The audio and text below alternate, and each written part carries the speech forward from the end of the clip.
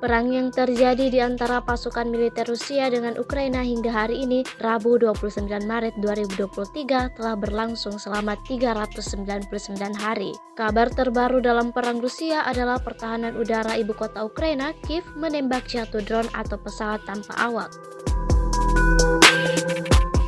Beberapa ledakan dilaporkan di Kiev pada Senin 27 Maret 2023 malam waktu setempat menurut sang wali kota Vitali Klitschko. Klitschko mengatakan sebuah toko terbakar di barat tetapi tidak ada laporan segera mengenai korban. Pertahanan udara Kiev mengatakan pihaknya menembak jatuh semua drone yang terlibat. Rekaman ledakan ramai beredar di Telegram pada Selasa 28 Maret. Dalam keterangan unggahan disebutkan Komando Pertahanan Udara Ukraina sekali lagi melaporkan bahwa mereka menggagalkan serangan Rusia.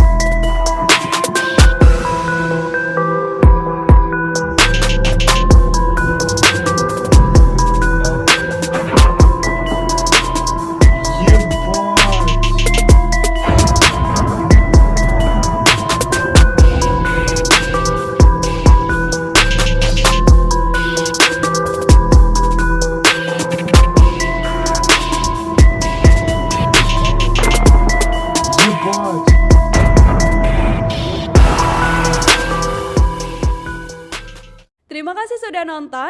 Jangan lupa like, subscribe, dan share ya.